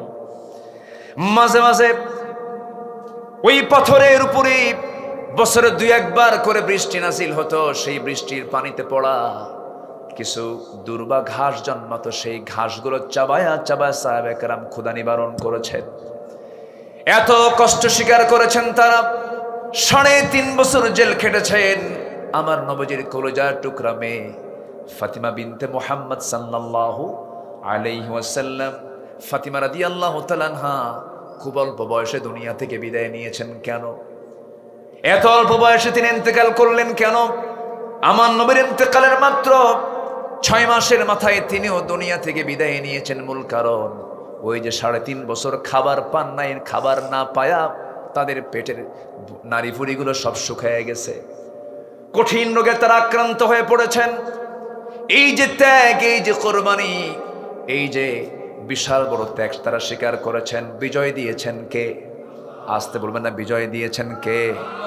আমার বন্ধুগণ, দাওয়াতি কাজ করতে গিয়ে তারা মার খেয়েছেন, দাওয়াতি কাজ করতে গিয়ে তারা গালি শুনেছেন। নবযুগ গালি কম শোনেন নাই। রসুলকে পাগল বলেছে, রসুলকে উম্মাদ বলেছে, রসুলকে জাদুকর বলেছে, রসুলকে এমন শব্দ এমন উক্তি প্রয়োগ করেছে, রসুল যা তার মধ্যে চুল পরিমাণ উপস্থিত ছিল না। রসুলকে পাগল বলা মানে, পাগল কাকে বলে? যার মাথার চুলগুলো উস্কো খুস্কো হবে, কথা এলোমেলো হবে। কিন্তু আমার নবী যেমন ব্যক্তিত্ব সম্পন্ন মানুষ ছিলেন, তার চুলগুলো কখনো এলোমেলো কখনো ছিল না। আম্মা জান আয়েশা বলেন, আমি নিজের চোখে লক্ষ্য করে দেখেছি নবীজির লম্বা লম্বা চুল ছিল, কিন্তু নবীজির চুল ছিল মাঝখান সিথি, তিনি 2 দিকে চুলগুলো ছেড়ে দিতেন। চুল পরিমাণ আমরা তার চুলকেও এলোমেলো পাই নাই। জোরে কোন সুবহানাল্লাহ। আমার নবীজি এত পরিমাণ আতর লাগাতেন, আতর হাতের তালুতে নিতেন, প্রচুর পরিমাণ তিনি আতর লাগাতেন। 2টা জিনিস হাদিয়া নিয়ে যখন নবীজির কাছে আসতো, রাসূল মানা করতেন না, আতর দিলে আতর নিয়ে নিতেন, বালিশ দিলে বালিশটা নিয়ে নিতেন। এটার ক্ষেত্রে তার কোনো না ছিল না। আমার নবীজি যে রাস্তা দিয়ে যেতেন, সে রাস্তা গোটাটাই সুগন্ধে ভরপুর হয়ে যেত। নবীজি মাথায় এত পরিমাণ তেল দিতেন, তেলগুলো চিপ দিয়ে চুয়ে চুয়ে পড়তো। এমন ব্যক্তিত্ব সম্পন্ন মানুষকে তারা বলল পাগল। ইন্নাকা লামাজনুন।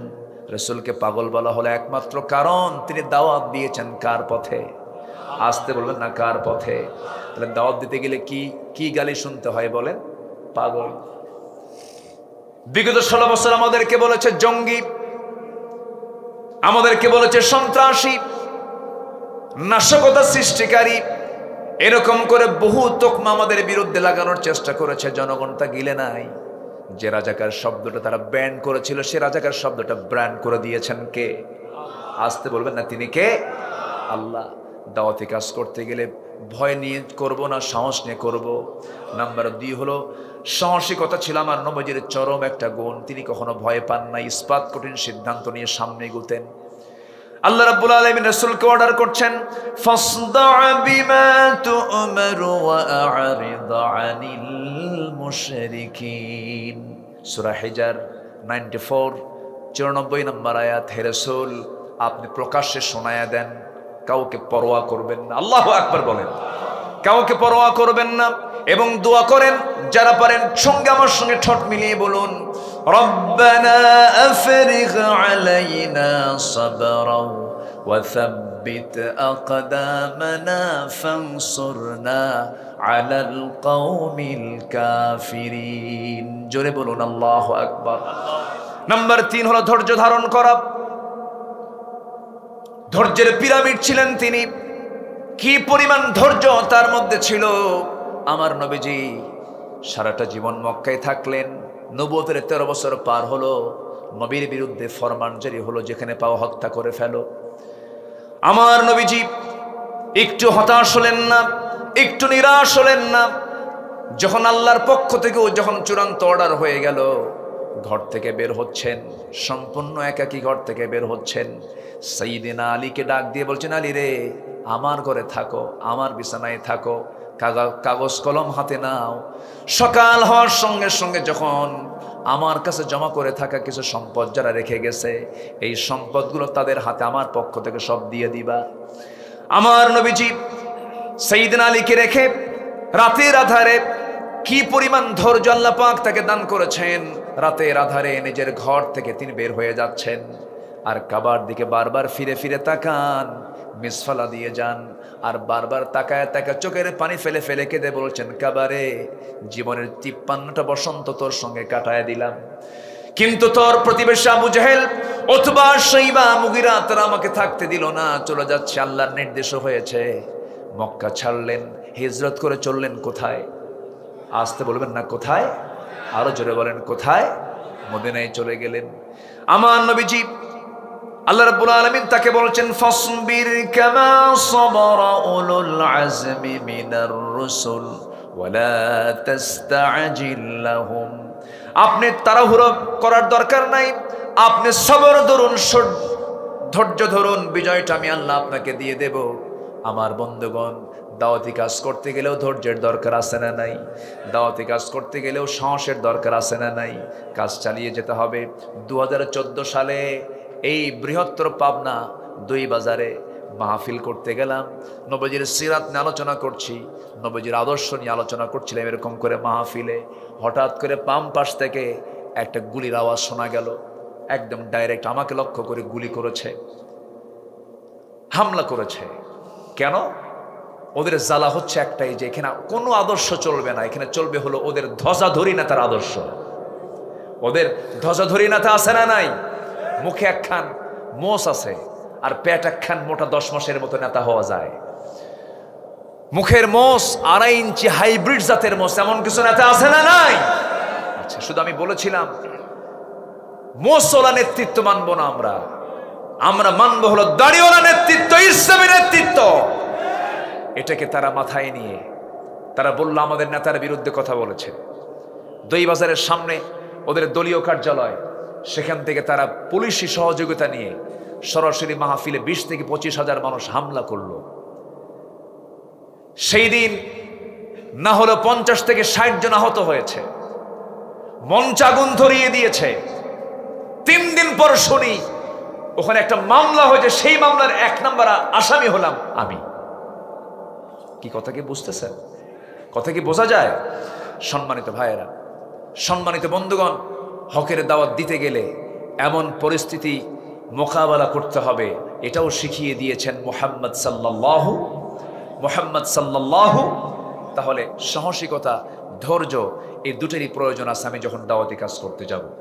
নাম্বার 4, এই পৃথিবীতে চরিত্র আদর্শ মানতে গেলে একজন কি মানতে হবে, তিনি হচ্ছেন মুহাম্মদুর রাসূলুল্লাহ। মুহাম্মদুর রাসূলুল্লাহ, রাসূলকে মানতে হবে, কারণ তার চারিত্রিক সনদ কে দিয়েছেন? আসতে বলবেন না কে দিয়েছেন? আল্লাহ দিয়েছেন। তার চারিত্রিক সনদ পৃথিবীর কোনো একাডেমি দেয়নি, সুইডিশ একাডেমি নোবেল দেয়, এরকম করে কোনো একাডেমি, কোনো ইনস্টিটিউট দেয়নি। আমার আল্লাহ তাআলা নিজে আমার নবীজির চারিত্রিক সনদ নিজে দিয়েছেন। জোরে বলি আল্লাহু আকবার। আল্লাহ রাব্বুল আলামিন বলেন, নুন ওয়াল কলমি ওয়ামা ইয়াসতুরুন মা আনতা বিনি'মাতি রাব্বিকা বিমাজনুন ওয়া ইন্না লাকা লাআজরান গায়রা মামনুন ওয়া ইন্নাকা লাআলা খুলুকিন আযীম। জোরে বলুন আল্লাহু আকবার। হে নবী, আপনি হলেন সুমহান চরিত্র অধিকারী। সেই চরিত্রকে, সে আদর্শকে আমরা লালন করব। নাম্বার 5 হলো, আমার রাসূল ছিলেন পরিবারের প্রতি দায়িত্বশীল, পরিবারের খুব তিনি যত্নবান ছিলেন। আমার বন্ধুগণ, পরিবারকে সময় দেওয়ার দরকার আছে না নাই বলেন?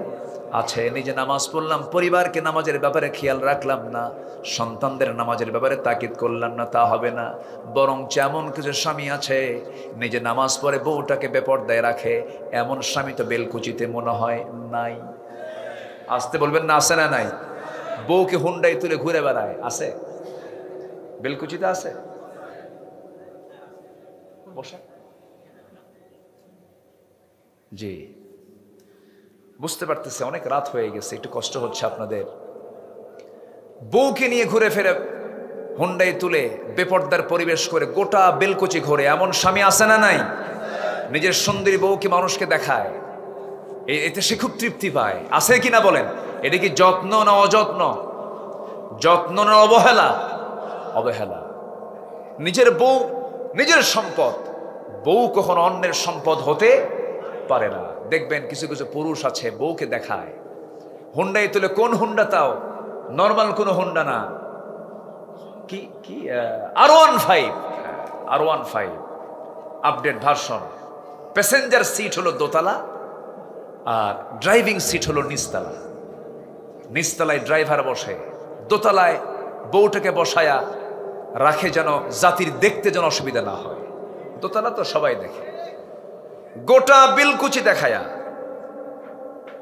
বিকেলবেলা নদীর পাড়ে গিয়ে লাল শাড়ি পরায়া, ঠোঁটটাকে লাল বানায়া আঁকায়া, কপালে একখান টিপ বসায়া, চুলটা ছেড়ে দিয়ে অর্ধলগ্ন অবস্থায় তার ছবি তোলে 16 Pro Max আইফোন দিয়া, যেন ছবি ওর মধ্যেও যেন জীবন্ত জীবন্ত ভাব আসে।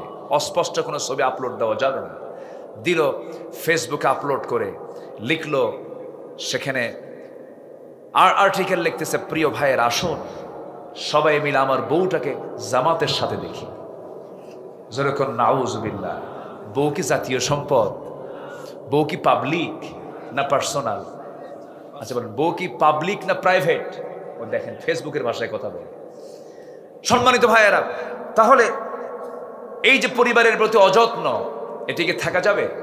রাসূল তা শিখিয়েছেন। আমার নবীজি একদিন হাঁটতেছেন, অপ্রয়োজনীয় একটা আওয়াজ ফাতিমার কণ্ঠ থেকে নবীর কানে চলে আসলো। আমার নবীজি ঘরের মধ্যে ঢুকে গেলেন, ঢুকে গিয়ে বলছেন, ফাতিমা তোমার অপ্রয়োজনীয় একটা আওয়াজ আমার কানে আসলো। এই আওয়াজটা যদি অন্য কোনো পরপুরুষের কানে চলে যেত তোমার গুনাহ হয়ে যেত, এমনটা করা উচিত নয়। আমার নবীজি একদিন দরজায় দাঁড়ানো, এক অন্ধ সাহাবী নবীর সঙ্গে দেখা করার জন্য আসতেছেন। আমার রাসূল বলছেন, আয়েশা ভিতরে চলে যাও। আমার এক সাহাবী আমার সাথে সাক্ষাৎ করার জন্য আসে, হুজুর সে তো অন্ধ মানুষ। রাসূল বলছেন, আয়েশা সে অন্ধ হতে পারে, তুমিও কি অন্ধ নাকি? ভিতরে চলে যাও। কি যত্নশীল তারা ছিলেন, কি যত্নবান আমার রাসূল ছিলেন। পরিবারের প্রতি সর্বক্ষণ তিনি নজরদারি রাখতেন, খেয়াল করতেন, সন্তানদের কি নসিহা করতেন। কারণ কু আনফুসাকুম ওয়া আহলিকুম নারা, নিজে বাঁচো, তোমার পরিবারকে জাহান্নামের আগুন থেকে বাঁচাও। এই ক্ষেত্রে অনেকে দায়িত্বশীল আছেন, লক্ষ্য করা যায় দায়িত্ব পালন করতে করতে এত মহাব্যস্ত নিজের পরিবারের দিকে খেয়াল করার সময় পান না। এরকমও কিন্তু আছে। এই মিসিংটা হয়ে যায়, এটা হওয়া যাবে না। আমার নবীজি স্ত্রীদের হক আদায় করেছেন 16 আনা। একটা স্ত্রী তার ছিল না, তার আল্লাহ তাআলা একাধিক স্ত্রী তাকে দিয়েছিলেন। আল্লাহ তাকে অর্ডার দিয়েছেন বিয়ে করার জন্য। তিনি যে একাধিক স্ত্রী বিয়ে করেছেন, অর্ডার দিয়েছেন কে? এই ক্ষেত্রে রাসূলের কোনো ভুল ধরা কি যাবে নাকি? আমার দেশের নাস্তিকরা না বুঝে না জেনে রাসূলকে এরকম করে গালিও দিয়েছে, এতগুলো বউ কেন জেনাকার মুহাম্মদ, যেরকম নাউজুবিল্লাহ। আমার নবী আম্মা জান আয়েশাকে বিয়ে করেছেন, লক্ষ লক্ষ হাদিস তিনি মুখস্থ করেছেন আর রাসূলের কাছ থেকে হাদিসগুলো নিয়েছেন। আমার ভাইয়েরা, এরপরে বাকি যে স্ত্রীগুলো ছিল সব আল্লাহর অর্ডারে তিনি বিয়ে করেছেন। আমার নবীজি স্ত্রীদের হক আদায় করেছেন, সবার সঙ্গে মিষ্টি মুখে কথা বলেছেন। আম্মা জান আয়েশা বলেন, আমি রাসূলুল্লাহকে কোনোদিন দেখি নাই মন মরা হয়ে কথা বলতে। আমি আসা সহজে রাসূলকে আগে সালাম দিতে পারতাম, রাসূল আগে আমাকে সালাম দিতেন। ঘরের মধ্যে ঢুকতেন, আমাকে কোনো কাজের অর্ডার দিতেন না। আমার নবীজি নিজের জুতা নিজে হাতে নিতেন, নিজের কাপড় নিজে ধুয়ে দিতেন, নিজের সেলাই নিজে করতেন, নিজের ঘর নিজে ঝাড়ু দিতেন। আমার রাসূল কোনো কারো খেদমতকে তিনি পছন্দ করতেন না, নিজের কাজ নিজেই সম্পূর্ণ করতেন। আমার বন্ধুগণ, আম্মা জান আয়েশা এমনকি বলেছেন, আমার যখন শরীরটা খারাপ লাগতো আমার হাত পা পর্যন্ত টিপে দিয়েছেন মুহাম্মদ সাল্লাল্লাহু আলাইহি ওয়াসাল্লাম। আমি গ্লাস ভরে আমার নবীর সামনে দুধ ভর্তি গ্লাস নিয়ে চলে যেতাম, হুজুর আপনি দুধটা পান করুন। রাসূল মুস্কি হাসি মেরে বলতেন, আয়েশা তুমি আগে পান করো, তুমি আগে খাও। আমি সারা জীবন চেষ্টা করেছি রাসূলকে কখনো আগে খাওয়াতে পারি নাই। আমার নবীজি, আম্মা জান আয়েশা বলেন, মাঝে মাঝে আমি গোশত নিয়ে, উটের গোশত, ছাগলের গোশত নিয়ে যখন নবীর কাছে যেতাম, আমার নবীজি বলতেন, আয়েশা তুমি আগে খাওয়া শুরু করো। আমি গোশত খেতাম, হাড়গুলো চুষে চুষে রাখতাম। আমার নবীজি আমার মুখ থেকে রেখে দেওয়া হাড়টা যে দিক দিয়ে চোষণ মারতাম, নবীজি সেই দিক দিয়ে চোষণ মারতেন। কি যত্ন পরিবারের নিয়েছেন তিনি, কি হক তিনি আদায় করেছেন। অনেক রাত হয়েছে দাওয়াতি কাজ করে যখন ঘরের মধ্যে ঢুকতেন, আম্মা জান আয়েশা বলেন আমাকে ডাক দিতেন না, আস্তে আস্তে করে দরজা খুলতেন। দরজা খুলে ভিতরে ঢুকে কোনো খাবার থাকতো না, কোনো কৈফিয়ত ছিল না, কোনো প্রকার রাগারাগি ছিল না, সামান্য কিছু পানি পান করে সারাদিন রোজার নিয়ত রোজা রেখে দিতেন। জোরে কোন সুবহানাল্লাহ। আমার ভাইয়েরা, আমার বন্ধুগণ, 4 স্ত্রী একদিন আমার নবীর সামনে বসা। 4 স্ত্রী বলে ফেলতেছেন, হুজুর আপনি সত্যি করে বলুন তো, আমাদের মধ্যে গন্ডগোল লাগছে, আপনি আমাদের 4 জনের মধ্যে কাকে সবচেয়ে বেশি ভালোবাসেন? আমার রাসূল বলছেন, ও আমার স্ত্রীরা, এই জবাবটা আমি এখন দেব না, কালকে সকালবেলা দেব, যাও। পাঠায় দিলেন। সন্ধ্যা হতে না হতে আমার নবীজি 2টা করে খেজুর তিনি ভাগ করলেন, 8টা খেজুর হাতের মধ্যে নিলেন। 2টা খেজুর প্রথমে আম্মা জান আয়েশার ঘরে গিয়ে ডাক দিয়ে বলছে, ওরে আয়েশা, আমি তোমাকে দারুণ ভালোবাসি, আই লাভ ইউ, আহিব্বুক, আমি তোমাকে দারুণ ভালোবাসি। বউকে আই লাভ ইউ বলা জায়েজ না না জায়েজ? নিজের বউ না পরের বউ? এটা যেন মনে থাকে। আমার নবীজি বললেন, 2টা খেজুর দিয়ে গেলাম এবং জানিয়ে দিলাম, আমার আয়েশা আমি তোমাকে দারুণ ভালোবাসি, তবে তোমাকে যে মোহাব্বত করি এই কথাটা যেন কাউকে না জানানো হয়। 2টা খেজুর দিয়ে গেছে, এই তথ্য যেন গোপন থাকে। 2য় স্ত্রীর ঘরে গিয়ে একই কথা বললেন, 3য় স্ত্রীর ঘরে গিয়ে একই কথা বললেন, 4র্থ স্ত্রীর ঘরে গিয়ে 2টা খেজুর দিয়ে বললেন, এই 2টা খেজুর যে তোমাকে দিয়ে গেলাম এই কথা যেন কেউ না জানে। পরের দিন সকালবেলা বুক ভর আশা নিয়ে 4 স্ত্রী নবীর সামনে এসে বলছি, ইয়া রাসূলুল্লাহি, আপনি জানাতে চেয়েছেন আজকে সকালবেলা আপনি আমাদের 4 জনের মধ্যে কাকে সবচেয়ে বেশি ভালোবাসেন। আমার নবীজি মজা করে মুস্কি মুস্কি হাসি মেরে বলছেন, আমি যাকে রাত্রেবেলা গোপনে 2টা খেজুর দিয়ে আসছি আমি তাকেই সবচেয়ে বেশি ভালোবাসি। যা, জোরে বলি সুবহানাল্লাহ। আমার নবীজি পরিবারকে সময় দিয়েছেন। ওয়াসাল বাইত আমসিক আলাইকা লিসানাক ওয়ালিয়াসাকা বাইতাক ওয়াবিকি আলা খাতিআতিক মান নাজাহ ইয়া রাসূলুল্লাহ। আমি নাজাত পাবো কেমনে? 3টা কাজ করো। জিহ্বাকে কন্ট্রোল করো, বাড়িকে বড় বানায় ফেলো, বাড়িকে সময় দাও। ওয়াবিকি আলা খাতিআতিক, তোমার পাপের জন্য চোখের পানি ফেলে ফেলে কাঁদো, নাজাত পেয়ে যাবে। পরিবারকে সময় দেওয়ার দরকার আছে না নাই? আসতে বলবেন না, আছে না নাই? দেখবেন কিছু কিছু পুরুষ আছে বিকেলবেলা হলে পারে 4 দোকানে বসে গিবত খানায় বসে শুধু গিবত করে। পরিবারকে সময় দেন, সন্তানকে দাওয়াতি কাজ করেন, সন্তানকে বুঝান। এই কথাগুলো আপনি শুধু শুনতেছেন না, আগামী কালকের মধ্যে এই মিডিয়াগুলোর মধ্য দিয়ে কোটি কোটি মানুষের কাছে আলোচনাগুলো চলে যাবে। আমার বন্ধুগণ, নাম্বার 6, আমার নবীর আদর্শ ছিল আমানতদারিতা। ন্যায় বিচারে তিনি করেছেন, আমানত তিনি কখনো খেয়ানত করেন নাই। লা ঈমান লিমান লা আমানাতা লাহ। ইন্নাল্লাহা ইয়া'মুরুকুম আন তু'আদ্দুল আমানাতি ইলা আহলিহা ওয়া ইযা হাকামতুম বাইনান নাসি আন তাহকুমু বিল আদল ইন্নাল্লাহা নি'মা ইয়া'ইযুকুম বিহ। জোরে বলুন আল্লাহু আকবার। সূরা নিসা আয়াত নাম্বার 58। আল্লাহ তাআলা অর্ডার দিয়েছেন আমানতকে তোমরা রক্ষা করবে, আমানতের কখনো খেয়ানত করবে না।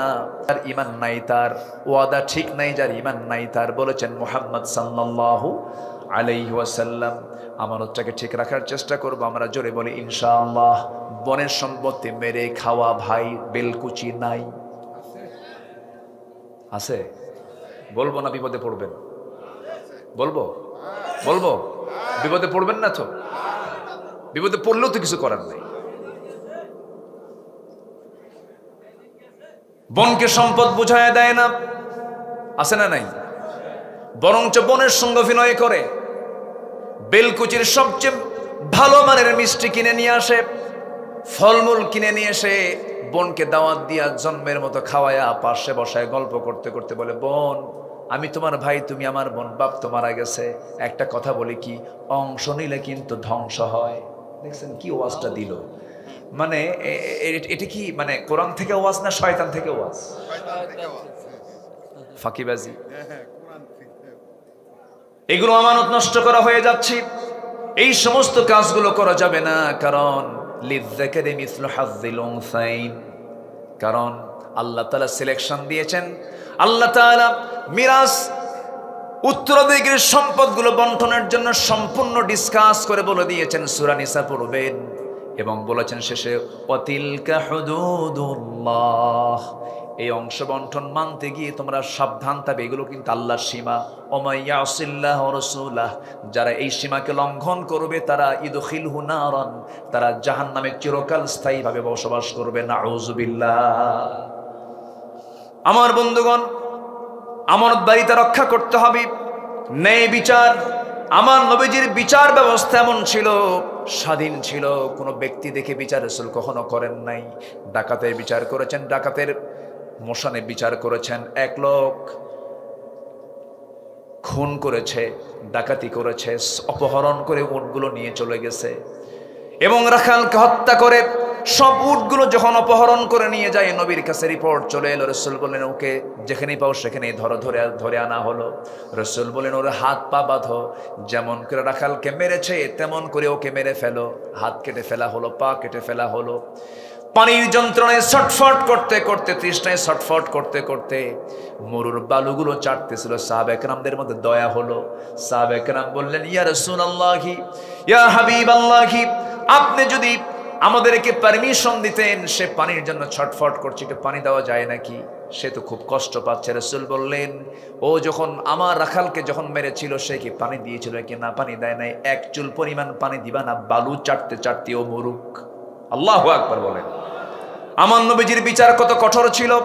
সারা জীবন ওয়াজ শুনেছে। রাসূল ছিলেন দয়ার সাগর, কিন্তু রাসূল দয়ার সাগর, যেখানে দয়ার সাগর হওয়া দরকার সেখানে দয়ার সাগর ছিলেন, যেখানে কঠোর হওয়া দরকার সেখানে কঠোর ছিলেন। আল্লাহু আকবার। এক ফাতিমা নামে মহিলা চুরি করে ধরা পড়েছে, উচ্চ বংশীয় সেই সমাজের। নবীর কাছে রিপোর্ট আসলে, রাসূল বললেন কোনো কথা নাই, হাত কাট। ওয়াসসারিকাতু ওয়াসসারিকু ওয়াসসারিকাতু ফাকতাউ আইদিয়াহুমা, কোনো কথা নেই, চোর চুন্নি হাত কাটো। হাত কাটার অর্ডার হয়ে গেছে। ওমরে ফারুককে ম্যানেজ করে ওই বংশের লোকেরা বলছে, ওমর তোমার কথা রাসূল বুঝে শুনবেন, তুমি একটু যাও তো, দেখো তো সুপারিশ করা যায় কিনা। আমার রাসূল সামনে বসা, ওমরে ফারুক সামনে গিয়ে বলছেন, ইয়া রাসূলুল্লাহি, দেখুন তো একটু কিছু করা যায় নাকি। সম্ভ্রান্ত পরিবারের মেয়ে চুরি করে ধরা পড়েছে, হাত কাটলে তো মান সম্মান চলে যায়। আমার নবীর চেহারা রক্তিম হয়ে গেল, লাল লাল বর্ণ হয়ে গেল, চক্ষু লাল হয়ে গেছে। রাসূল বলছেন, ওমর তোমার দারাজ কণ্ঠ গেল কোথায়? আজকে যদি ওই ফাতিমা না হয়ে, ওই উচ্চ বংশীয়ার কথা তুমি বলছো, ওই ফাতিমা না হয়ে যদি আমার ফাতিমা বিনতে মুহাম্মদ যদি চুরি করে ধরা পড়তো, আমি রাসূল নিজ হাতে সবার চোখের সামনে আমি নিজে হাত কেটে দিতাম। আল্লাহু আকবার বলেন। ন্যায় বিচার। নাম্বার 7 হলো এতিম, নিকটাত্মীয়, প্রতিবেশীর সাথে সদাচরণ। দেখবেন সমাজে কিছু লোক আছে নিজের ভাইয়ের সঙ্গে সম্পর্ক নেই, ধর্ম ভাই বানায়, নিজের বাবার সঙ্গে সম্পর্ক নেই, ধর্ম বাপ বানায়। আছে নাকি? এগুলো আছে, এগুলো ভুয়া। এগুলো কি বলেন তো? ভুয়া। নিজের বাবার সমতুল্য কেউ হবে না, নিজের ভাইয়ের সমতুল্য কেউ হবে না, নিজের চাচার সমতুল্য কেউ হবে না, নিজের ফুফুর সমতুল্য কেউ হবে না, নিজের খালার সমতুল্য কেউ হবে না। নিজের ফুফুর সঙ্গে দেখা করা জায়েজ, নিজের খালার সঙ্গে দেখা করা জায়েজ, কিন্তু ধর্ম খালাকে দেখা করা জায়েজ নাকি? ধর্মবোন বানাতে বানাতে শেষ পর্যন্ত ধর্মবোন নিজের বউ হয়। আসতে কয় ঠিক কিনা? এগুলো ইসলামে জায়েজ নাই। বরঞ্চ আল্লাহ বলছেন, ওয়া'বুদুল্লাহ ওয়া লা তুশরিকু বিহি শাইআন ওয়া বিল ওয়ালিদাইনি ইহসানা ওয়া বিযিল কুরবা ওয়াল ইয়াতামা ওয়াল মাসাকিন ওয়াল জারি যিল কুরবা। জোরে বলুন আল্লাহু আকবার। সূরাতুন নিসা আয়াত নম্বর 36 আল্লাহ রাব্বুল আলামিন সমস্ত হক নিয়ে আল্লাহ তাআলা এই আয়াতের মধ্যে কথা বলেছেন। পিতার হক, মায়ের হক, ভাইয়ের হক, প্রতিবেশীর হক, মিসকিনদের হক, সব হক এই আয়াতে আছে না নাই বলেন? আছে। নাম্বার 8 হলো আল্লাহর বিধানের প্রতি শর্তহীন আনুগত্য করতে হবে। এটা আমার নবীর একটা গুরুত্বপূর্ণ চরিত্র ছিল, আদর্শ ছিল। ওয়ামা কানা লিমুমিনিন ওয়ালা মুমিনাতিন ইযা কাদাল্লাহু ওয়া রাসূলুহু আমরান আন ইয়াকুনা লাহুমুল খিয়ারাতু মিন আমরিহিম ওয়া মান ইয়াসিল্লাহা ওয়া রাসূলুহু ফাকাদ যাল্লা যালালাম বাঈদা যালালাম মুবিনা। জোরে বলুন আল্লাহু আকবার। সূরা আহজাব 36 নম্বর আয়াত আল্লাহ রাব্বুল আলামিন বিধান মানার ক্ষেত্রে কোনো শর্ত আরোপ করা যাবে না। বিধান মানতে হবে একমাত্র কার? আস্তে বলবেন না কার? আরো জোরে বলেন কার? নামাজের মধ্যে ইমাম যদি সূরা ফাতিহা না দিয়ে যদি কুলহু দিয়ে শুরু করে নামাজ পড়বেন নাকি? নামাজ পড়বেন নাকি? কি দিবেন পিছন থেকে? কি দিবেন? লোকমা দিয়ে বলবেন হুজুর সোজা হও, আইন লঙ্ঘন করো কেন? শুধু একটা আয়াতের হেরফের করার কারণে যদি আপনি লোকমা দিয়ে ফেলেন, সেই লোকমা যদি ইমাম না মানে আপনি শেষে কি করবেন? ইবনে হাজার আসকালানী বলেছেন ওই ইমামের পিছনে, ওই স্বৈরাচারের পিছনে যে মুসল্লি থাকবে তার দায়িত্ব হলো ঘাটটা ধরে ওই মটকায় দিয়ে ইমামকে মসজিদ থেকে ঘাট ধাক্কা দিয়ে বের করে দেওয়া। ঠিক সমাজের যারা নেতাগুলো, যে নেতাগুলো আল্লাহর আইন ছাড়া অন্য কোন আইন দিয়ে সমাজ চালাতে চায়, তাদেরকেও ঘাট ধাক্কা দিয়ে বের করে দেওয়া দরকার। বিধান চলবে কার? বিধান চলবে কার? নাম্বার 9, আল্লাহর জন্য দ্বীনের কাজে কঠিন পরিস্থিতিতে সবর ধরতে হবে। ফাসবির আলা মা ইয়াকুলুন ওয়াসাব্বিহ বিহামদি রাব্বিকা ক্বাবলা তুলুইশ শামসি ওয়া ক্বাবলা গুরুবিহা। জোরে বলুন আল্লাহু আকবার। নাম্বার 11 হলো ঈমানের পথে অবিচল থাকতে হবে। ভেঙ্গে পড়া যাবে না, দুমড়ে যাওয়া যাবে না, মুসরে যাওয়া যাবে না, থমকে দাঁড়ানো যাবে না। ফাস্তাকিম কামা উমিরতা ওয়া মান তাবা মাআক ওয়ালা তাতগাও ইন্নাহু বিমা তা'মালুনা বাসীর। জোরে বলুন আল্লাহু আকবার। নাম্বার 11 হলো আল্লাহর প্রতি তাওয়াক্কুল থাকতে হবে, ভরসা থাকতে হবে। আল্লাহর ভরসা ছাড়া কোনো বিজয় আসবে না। আল্লাহ রাব্বুল আলামিন বলছেন ওয়া তাওয়াক্কাল আলাল্লাহ ওয়া কাফা বিল্লাহি ওয়াকিলা। সূরা আহজাব আয়াত নাম্বার 48 শুরু করেছি আমি 44 থেকে 45 থেকে। তাওয়াক্কুল করতে হবে আল্লাহর উপরে। নাম্বার 12 হলো কাজে কর্মে একা সিদ্ধান্ত না, পরামর্শ করতে হবে। একা না পরামর্শ? বলেন একা না পরামর্শ? পরামর্শের নামে একটা সূরা আছে, সামনে যারা বসে আছেন একজন বলেন পরামর্শের সূরার নাম কি বলেন? মাশাআল্লাহ, তাহলে শ্রোতা তো অনেক অনেক সচেতন শ্রোতা আছে, বলি আলহামদুলিল্লাহ। সূরার নাম কি? সূরা, সূরাতুশ শূরা। তাহলে কোনো কাজ করতে গেলে একা না পরামর্শ? বলেন একা না পরামর্শ? ওয়াশাভিরহুম ফিল আমর ফাইযা আযামতা ফাতাওয়াক্কাল আলাল্লাহ। আল্লাহু আকবার বলেন। পরামর্শ করার পরে ভরসা করব কার উপরে? আল্লাহর উপরে। বরকত দিবেন কে? রহমত দিবেন কে? আচ্ছা, নাম্বার 13 হলো সমস্ত কাজে বিনম্র হব না উগ্র হব? বিনম্র হব না উগ্র হব? বিনয়ী হব, বিনম্র হব। ইবাদুর রহমানিল্লাযীনা ইয়ামশুনা আলাল আরদি হাওনা। আল্লাহ কবুল করুন, জোরে বলি আমিন। নাম্বার 14 হলো কুফরের প্রতি কঠোরতা। আশিদ্দাউ আলাল কুফফার। আমার নবীজির সবচেয়ে বড় একটা গুণ ছিল এটা। এবং রুহামা উবাইনাহুম। নাম্বার 15 হলো কি?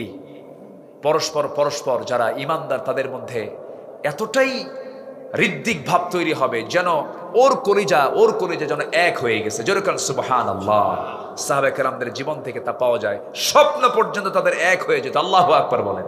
আমার নবীর ইন্তেকাল হয়েছে, দ্বিতীয় খলিফার খেলাফত চলছে, সাইয়েদনা আলী ঘুমের ভিতরে ঘুম পাচ্ছেন, স্বপ্নের মধ্যে দেখছেন আমার নবীজি তার দরজায় হাজির হয়ে গেছে। জোরে বলে সুবহানাল্লাহ।